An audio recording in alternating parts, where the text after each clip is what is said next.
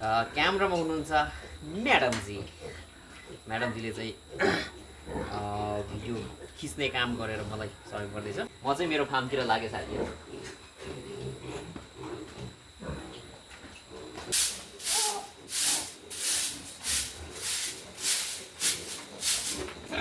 ल यो त सुके भयो। उसलाई बनाउनु आएको जस्तो म ठानेछु। यो चाहिँ ब्याउनु लागेको हो। यो चाहिँ लगभग यो कार्तिकमा ल्याउँछ।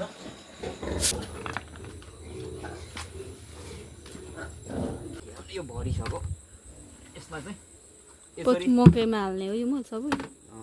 यसलाई पछि खेतीहरूमा आफूले के रोप्ने गरिन्छ त्यसमा हाल्दाखेरि बुङ्गुरको मल एकदम राम्रो हुन्छ। अब चाहिँ म दाना बनाउँछु। दाना बनाएको छुइनँ मैले र दाना हालिदिन्छु। र मेरो अर्को भिडियोमा चाहिँ म दाना बनाएको र दाना हालिदिएको म देखाउने छु साथीहरू।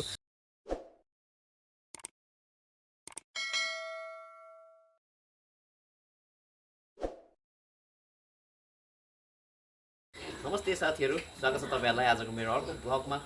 मैले चाहिँ आजको मेरो भ्लगमा मेरो फार्मको कामहरू कसरी गर्न सकिन्छ, कसरी गरिन्छ सामान्यतया मेरो जतिको फार्ममा भनेर चाहिँ म तपाईँहरूलाई देखाउने कोसिस गरिरहेको छु साथीहरू। र आज चाहिँ क्यामेरामा हुनुहुन्छ म्याडमजी। म्याडमजीले चाहिँ भिडियो खिच्ने काम गरेर मलाई सहयोग गर्दैछ। र मसँग चाहिँ मेरो हातमा चाहिँ छ झाडु, अनि एउटा चाहिँ यो खोर उठाउनको लागि उठाउने र एउटा चाहिँ बाल्टी, यो चाहिँ बाहिर फ्याँक्नको लागि भनेर साथीहरू। तपाईँहरूले चाहिँ हेर्दै गर्नुहोला मेरो यो भिडियोलाई अन्तिमसम्म। र च्यानलमा नयाँ हुनुहुन्छ भने मेरो च्यानललाई सब्सक्राइब पनि गर्नुहोला साथीहरू। र सुझाव कमेन्ट बक्समा लेख्नुहोला। यस मेरो फार्ममा मैले जति पनि काम गर्छु यसमा तपाईँहरूको मनमा कुनै जिज्ञासाहरू आउँछ भने जिज्ञासा राख्नुहोला साथीहरू। म तपाईँको सम्पूर्ण जिज्ञासा मेटाउने भरपुर कोसिस पनि गर्नेछु आगामी दिनहरूमा भन्दै म चाहिँ मेरो कामतिर लागेँ साथीहरू। हेर्दै गर्नुहोला अन्तिमसम्म। म चाहिँ मेरो फार्मतिर लागेँ साथीहरू।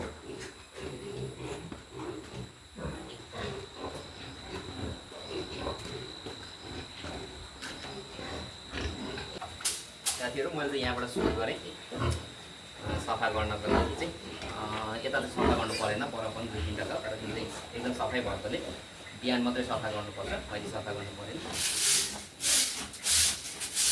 यसलाई चाहिँ यसो गरेर मजाले सफा गर्ने। घर आँगन बढारेको जत्तिकै सम्झेर चाहिँ यसलाई सफा गर्नुपर्ने हुन्छ।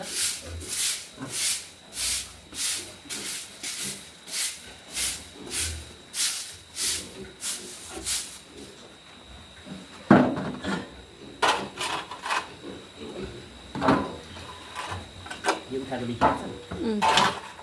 यसलाई चाहिँ मजाले उठाउने। एकछिनमा म अरू कुरो पनि देखाउँदै जान्छु तपाईँहरूलाई। यहाँ मात्रै नभएर अलिक यो प्रष्ट नहुनु सक्छ, यहाँ नदेखिनु सक्छ।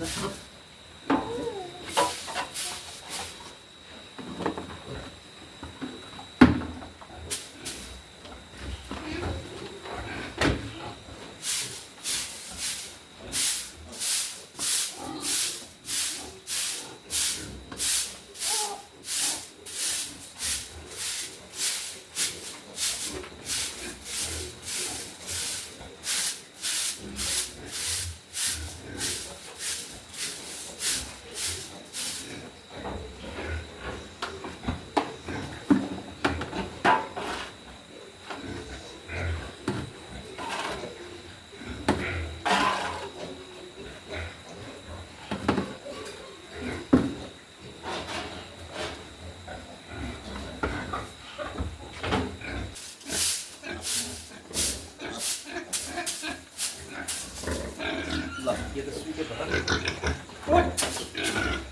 उसलाई बनाउनु आएको जस्तो म ठानेछु। यो चाहिँ ब्याउनु लागेको हो। यो चाहिँ लगभग यो कार्तिकमा ल्याउँछ। यो चाहिँ पाखीबास जातको हो, पहिलो बेचको। अलिक सानैमा धारे लगाएकोले गर्दाखेरि यो चाहिँ अलिक सानो छ। अब यसको जोडी त एउटा चाहिँ जन्मै छ अस्ति नै देखाएको छु तपाईँहरूलाई अस्ति नैको भिडियोमा। यसरी एक ठाउँमा प्रायः सुँगुरहरूले चाहिँ बङ्गुरहरूले चाहिँ यसरी एक ठाउँमा चाहिँ हगेको हुन्छ, यताउति सफाइ हुन्छ। तर पनि अब यिनीहरू हिँड्दा ओर्दा धुलोहरू बनाएको हुन्छ, त्यसैले यसलाई चाहिँ हामीले बढाउनु पर्ने त्यो कारणले गर्दा हो। र यिनीहरूलाई त किन सफा गर्नु पर्यो र भन्ने खालको प्रश्नहरू पनि उठ्न सक्छ। अब लोकल हामीले स्थानीय जातको लोकल पाले जस्तो हुँदैन यिनीहरूलाई चाहिँ गिलो त्यसरी खोर गरेर राख्नु मिल्दैन। त्यसो गर्दाखेरि यिनीहरूमा चाहिँ एक खालको अरू समस्याहरू आइहाल्छ। त्यस कारण पनि यिनीहरूलाई चाहिँ एकदम सफा राख्नुपर्ने हुन्छ। अब के भन्छ, हुन चाहिँ अब जातै नै सुँगुर भएकोले गर्दाखेरि उसलाई त खोर सरको मतलब हुँदैन, खोरमै खेल्छ। तर पनि उसलाई हामी मान्छेले चाहिँ उसलाई उसको अवस्था उसमा हुन आउने समस्याहरूलाई बुझेर हामीले चाहिँ एकदम सरसफाइमा ध्यान दिनुपर्छ। सुँगुर बङ्गुर भनेर हुँदैन, एकदम सफा गर्नुपर्छ।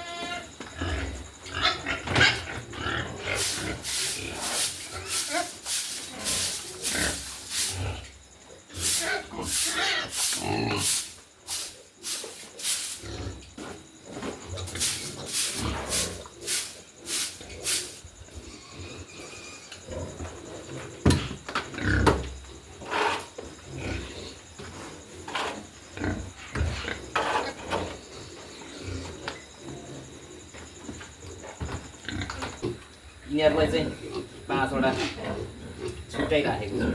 यो चाहिँ किन छुट्याइराखेको हो भन्दाखेरि यो 5वटामा चाहिँ 2टा पार्टी छ, अरू सबै पाटा छन्। यो चाहिँ अहिले दक्षिण कोरियामा रहनुभएको एकजना साथी मसँग चाहिँ युट्युब मार्फत मेरो ब्लग मार्फत जोडिनु भएको एकजना साथी राप्चेको। उहाँले चाहिँ भालेको लागि बिहाड भालेको लागि पाल्छु भनेर भन्नुभयो। मैले उहाँलाई सल्लाह दिएको थिएँ तरारातिरै जानुहोस्, त्यहाँबाट त्यो पाउनुहुन्छ। मसँग त्यो छैन भनेको होइन, म अहिले तरारामा भनेको त नपाउँदो रहेछ, यही लगेर अहिलेलाई म पाल्दै गर्छु, तराराको प्रोसेस पछि गर्छु भनेर भन्नुभयो। त्यस कारण यहाँ मध्येमा एउटा छानेर लानुहोस् भनेर राखिदिएको छु, भिडियो बनाएर उहाँले चाहिँ आफ्नो भाइलाई भोलि पठाउने भन्नुभयो। सायद भोलि आउनुहुन्छ होला, भोलि पठाउने भन्दा पनि उहाँले भोलि आउँछु भन्नुभयो। र यिनीहरूलाई अलिकति यहाँ देख्न सक्नुहुन्छ, यहाँनिर छेरिरहेको छ। यो चाहिँ किन यसरी छेर्छ भन्दाखेरि यो चाहिँ चारोको मात्रा ज्यादा भएको छेर्छ काकाहरूले, त्यस्तै भएको हो।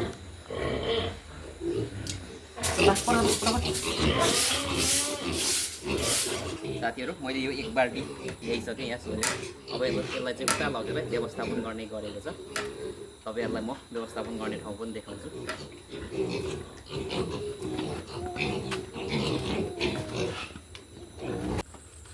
अनि यो चाहिँ हामीले पहिलेको भगरमा यो बनाउँदै गरेको मैले तपाईँहरूलाई देखाएको थिएँ साथीहरू। लगभग 1 महिना अगाडि हुँदो हो बनाएर यो भरिसक्यो। अब यसलाई यहाँ राख्ने सोच गरेको छु, र पनि भएन भने अन्त फेरि अर्को एउटा व्यवस्था मिलाउनु पर्नेछ। यो भरिसक्यो। यसमा चाहिँ पछि मकैमा हाल्ने हो यो मल सबै। यसलाई पछि खेतीहरूमा आफूले के रोप्ने गरिन्छ, त्यसमा हाल्दाखेरि बुङ्गुरको मल एकदम राम्रो हुन्छ। त्यही भएर यसलाई व्यवस्थापन गरेको हो साथीहरू। आलु सालु रोप्दाखेरि एकदम राम्रो हुन्छ, सब्जीमा चाहिँ यसको मल चाहिँ एकदम राम्रो हुन्छ।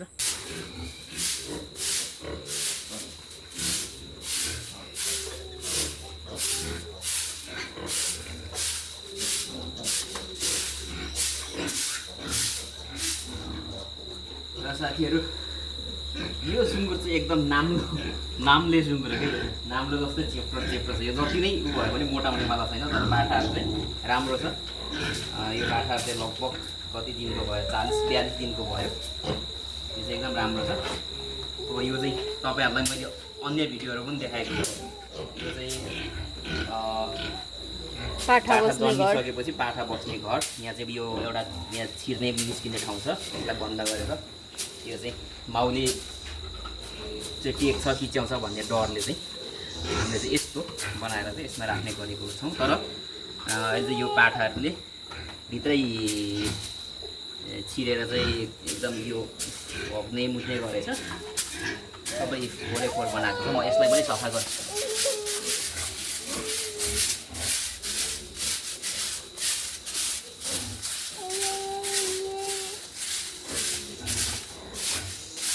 उता अघि नै देख्नुभएको चाहिँ 5वटा मात्रै पाठा थियो, यहाँ चाहिँ जम्मा 12वटा छ। यो चाहिँ एकदम हुर्किसकेको हो, छुटाइसकेको हो। यो चाहिँ टु बिक्रीमा छ साथीहरू। मैले अरू भिडियोहरू पनि भनेको छु। यसको लागि चाहिँ सम्पर्क गर्न सक्नुहुन्छ तपाईँहरूले। सम्पर्कको लागि चाहिँ भिडियोको डिस्क्रिप्सनमा मेरो फेसबुक आइडी लिङ्क राखिदिएको छु र मेरो युट्युबको च्यानलमा मेरो फोन नम्बर छ। त्यो फोन नम्बर चाहिँ मेरो वाट्सएपमा कनेक्ट छ। त्यसमा पनि हामी कुरा गर्न सक्छौँ। मैले बार भनिरहेको छु साथीहरू, सम्पर्क गर्न सक्नुहुन्छ।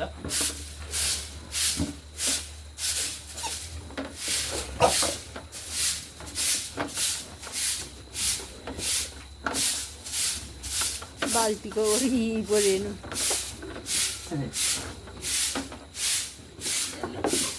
खानेकुरा आयो भनेर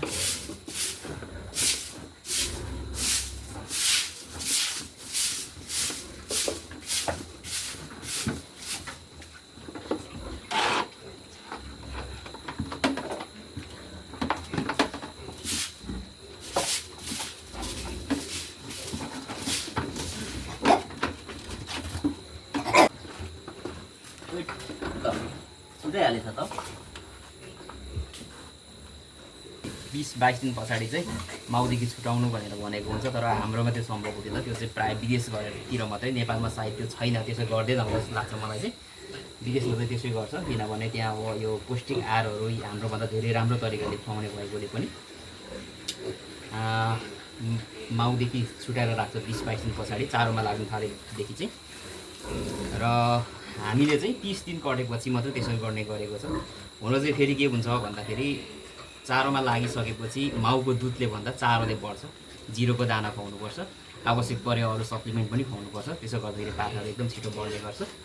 त्यसैले साथै त्यसैले गर्दा यो छुटाएको पनि हामीले लगभग 2 हप्ता जति भइसक्यो। अब 2 हप्तामा चाहिँ यत्रो भइसकेको छ। माउसँग भएको भए यिनीहरू यत्रो हुने थिएन। त्यही भएर यिनीहरूलाई चाहिँ चारोमा लागिसकेपछि 30 दिन कटेपछि यिनीहरूलाई चाहिँ छुटाएर जिरोको दाना, एसओ दाना र के गर्छ र चाहिँ आवश्यक परेको खण्डमा बाँकी अरू सप्लिमेन्टहरू, क्याल्सियमहरू अरू त्यस्तो एक हुन्छ, त्यो ल्याएर के भन्छ प्राविधिकको सल्लाह अनुसार त्यो खुवाउने हो भने चाहिँ एकदम राम्रो हुन्छ।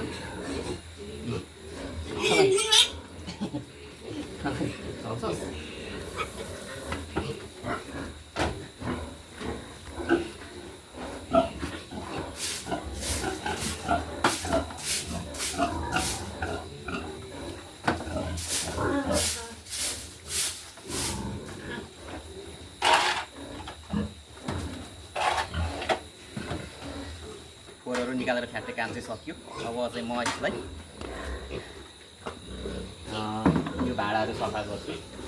त्यस पछाडि बाँकी कुरा म भन्छु, धैर्य गर्छु।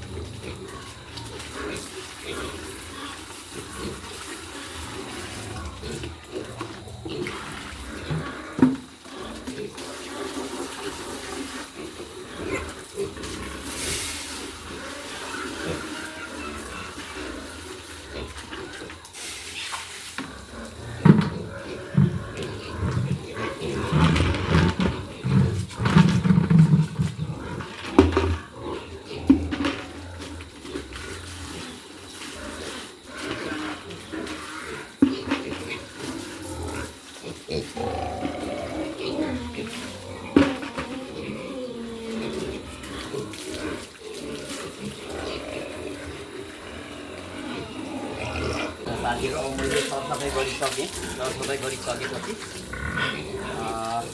अब त्यसमा चाहिँ पानी हाल्नुपर्ने हुन्छ। पानी भनेको हाम्रो चाहिँ कस्तो छ भने एकपल्ट चाहिँ एउटा नोजल छ त्यहाँ पानी आउँछ र बुङ्गुरले आफै चुचेर खान्छ जति लागेको बेला र यतापट्टि त्यो सिस्टम नभएकोले गर्दा त्यहाँ चाहिँ पानी हाल्नु पर्छ साथीहरू म पानी हाल्छु सर्दै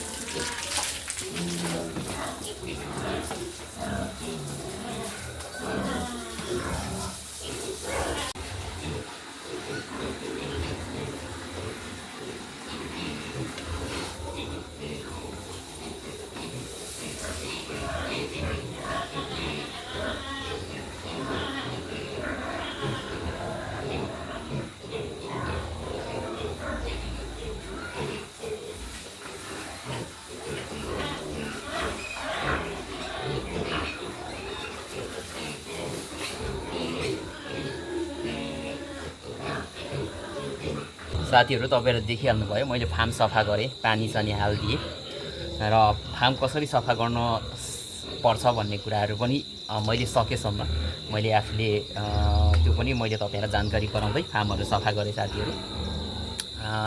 आशा गरेको छु साथीहरू यो भिडियोले तपाईँहरूको जीवनमा पनि केही न केही राहत मिल्छ होला। तपाईँहरू जो व्यावसायिक रूपमा बुङ्गुर पालिराख्नु भएको छ भने तपाईँहरूको लागि पनि केही के भन्छ ज्ञान गुण भनौँ न, अब तरिका आफ्नो तरिका हुन्छ नि त, सबैले आफ्नो तरिकाले काम गरिएको हुन्छ। यही तरिका नै उचित भन्ने कुरा त होइन, मैले गरेको काम नै ठिक हो भन्ने कुरा त होइन।